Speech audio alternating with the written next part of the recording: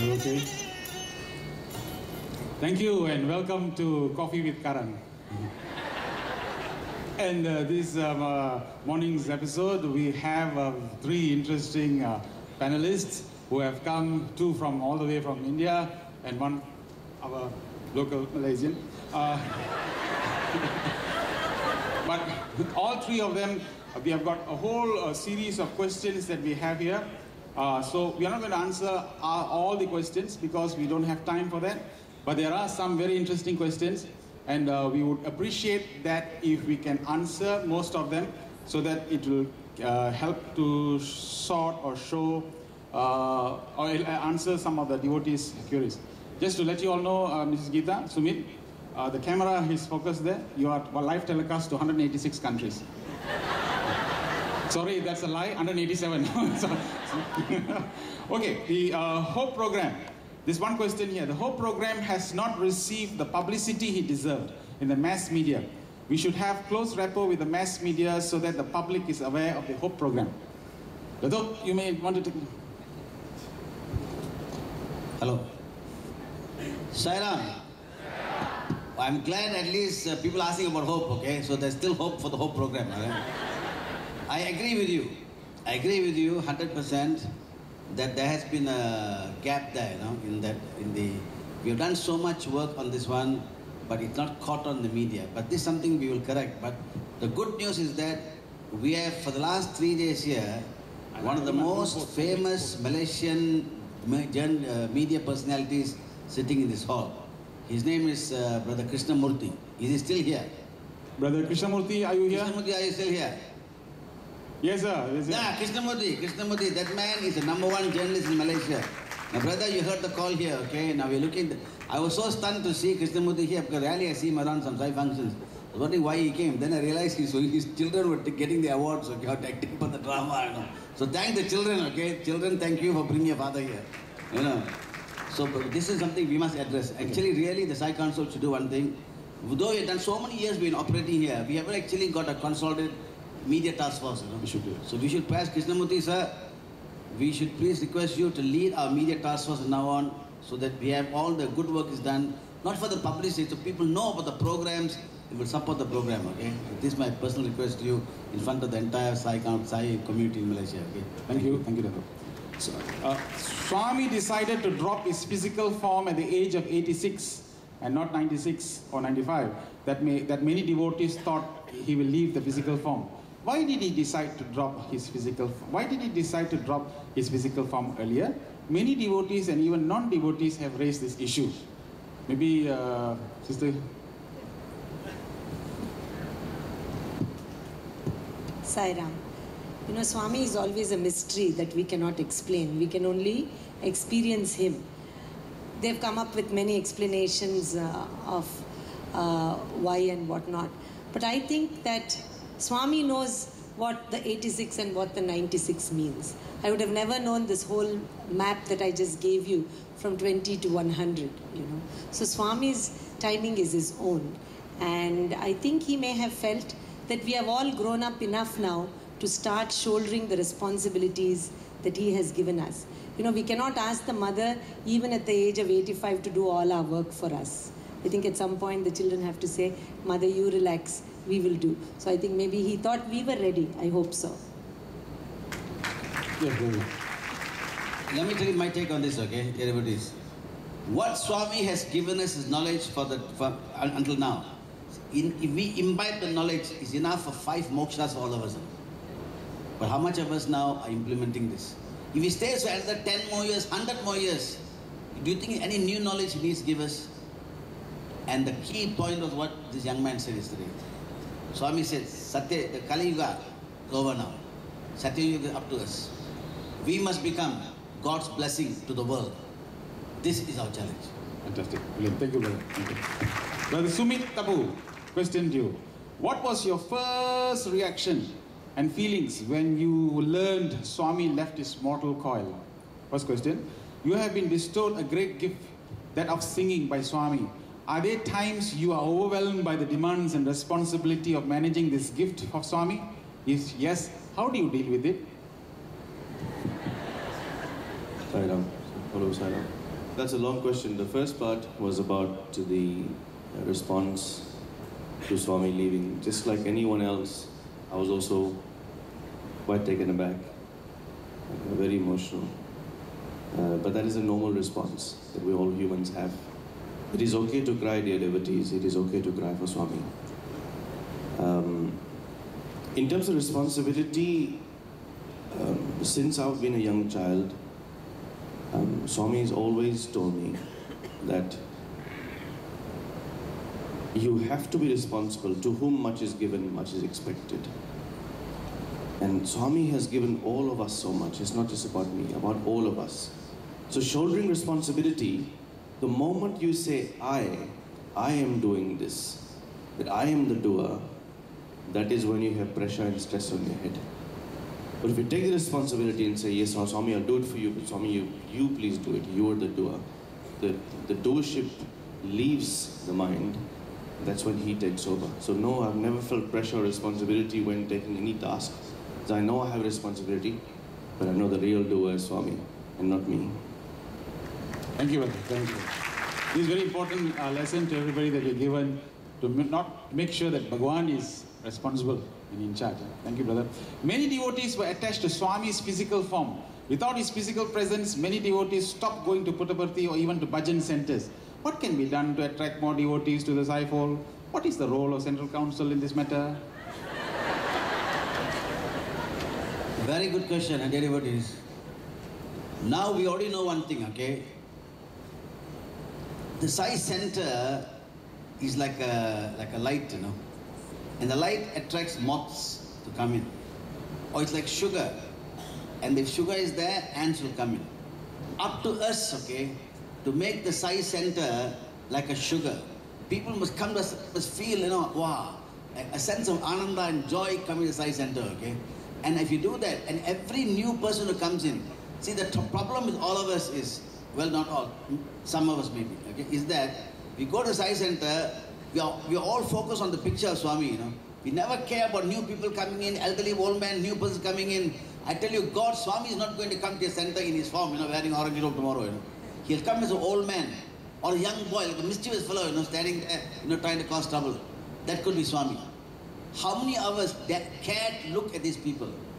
Let me tell you one example once. It's a very interesting thing happened. In Malaysia, when Kuala Lumpur Bangsa Center, we had this, behind the flats, you know, we had this rather relatively poor section. And some of those boys, Indian boys, you know, these guys were very rough fellows.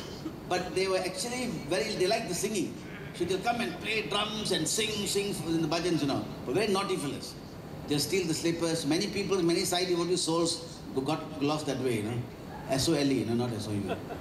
But anyway, one day one of the elders came and told me, Brajega, all these boys, you know, all these ruffians, you know, they all come in Sai center, they're causing, but they're not too good for us, you know, to have them there. I think, what do you think we should do about it? I said, yes, uncle, I think we should do something about it. I said, that time I was much younger, you know. Yes, I said, what do you think? Uncle, you don't come, I said. He got a shock of his life, you know. So what do you mean? I said, uncle, a Sai center is not meant for holy people, okay? It's meant for people like this. They must come and we must work with them. Those saints don't need Sai centers, you know. These are the people. So dear devotees, my prayer to you is this. Treat every new person that comes as God coming in. Show them love, touch them, talk to them. You know, this is what we should do. You know, you do that. And number two, the Sai center, they must feel the Sai center is giving them something in their life. Some joy, some ananda. In 1 week, you know, of busy world, they come to an oasis of peace. But many Sai centers have more conflict in the Sai center than outside the Sai center, you know. What nonsense, please, and I pray to all of you, you know. The question is very, very relevant. Sai Council cannot do anything. Each of you, as Sumit said, you know, each one of you, each one of us has a responsibility. Don't pass the buck to the council. Council is nothing more than a conglomerate of each one of us. This is my prayer to you. Thank you. Thank you. Thank you. Yes, Sumit. Tabu. The bhajans you sang through were brilliant and awesome, which each song rendered could have gone on forever and ever. Thank you. Applause lah. I mean, this is Okay. Have you ever considered modernizing bhajans with other instruments such as piano, guitar, violin? This with a fusion will feel would be like a breath of mountain breeze. Also, it could be more appealing to the young and young-hearted, like English bhajans. Can? When?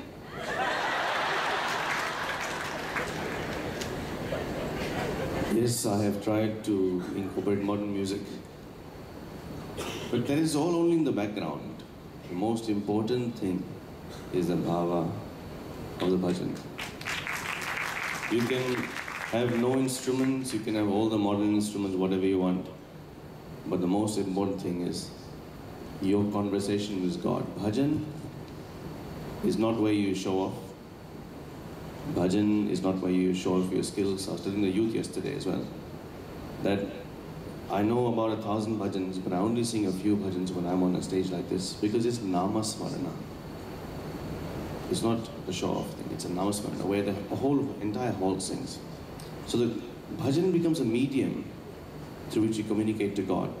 And the role of a bhajan singer is even greater. Okay, responsibility. So you as a bhajan singer are connecting the devotee to the God. If you hear a bad bhajan, what happens? Okay, these fellows singing hopeless. You start thinking about your dinner or your drive or holiday or work.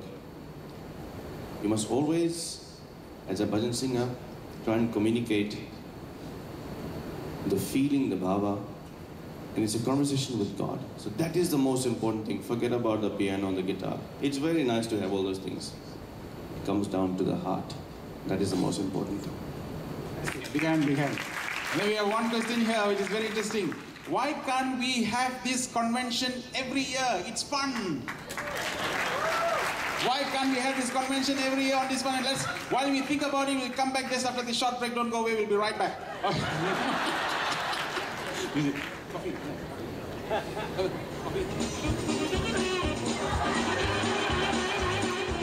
By the way, there's no coffee here. You only have tea here and water. Okay, just technical clarification. So it's tea with current. Okay, so that's why can't we have? We can't because of cost reasons. But now the council has agreed, yesterday, we had an AGM yesterday, and the council has totally agreed that we'll have this convention every once in 2 years. And this has now agreed. And in fact, yesterday, Cameron Highlands came and they said, brother, we can host this. Penang, some devotees came, brother, we can host this. So now what we have decided is that we will ask regions and states who want to host this to come out with a working paper. And if that is feasible and you can keep the cost low and can accommodate, because the next round won't be 1,003, it could be 1,006, 1,007 people. If you can accommodate that number, we will give those states to host it. And this is your chance to host this particular function like that. So that's good. Yeah. Thank you. We're back again on the show. Thank you for being with us. Dato' Jega, the attendance of and collaborative effort by the Muslim brothers yesterday was groundbreaking. Groundbreaking. How can we now plug in and expand the interreligious brotherhood and friendship? This friendship group for interreligious service, we launched this 10 years ago after September 11th, We decided no more just sitting down dialogue, we do action. So that's when, that just for those Malaysians who don't know this, ABIM, no Muslim religious group as a group has taken part in any interfaith activity in this country. There is a consultative council for Christianity, Buddhism, Hinduism, Sikhism, and Taoism, but Islam refused to join. Why? They are the majority anyhow. They don't need. They know people are using them. When we approached them, you know what they told us? The Jaga, we've been watching the Sai Council for so many years. See what you are doing. You go to all the rural areas where so many Malays, and yet we thought you had some motive. Now we realize you have no motive. You're doing all your service so pure. We are 100% with you. The first time ever in Malaysian history, ABIM is coming to power. Number two, what we must do now is this, and this is where the states must take responsibility. All the leaders of the religions, all the 5-6 religions are with us now in Kuala Lumpur. But we need now to activate at the state level. This is our next challenge. And so therefore, we need actually all of you at the state level to not just sit in your side centers like a little cocoon, Sometimes we katak di bawah tempurung, we sit inside our little well and say, we are go out and get to know all these people. So that when we start approaching them at the level, then you all can integrate that. Definitely now we're going to expand this FGIS. You can see the incredible support Abhim gave. This Abhim giving, can you imagine the Buddhists and all the others? No, very tremendous support.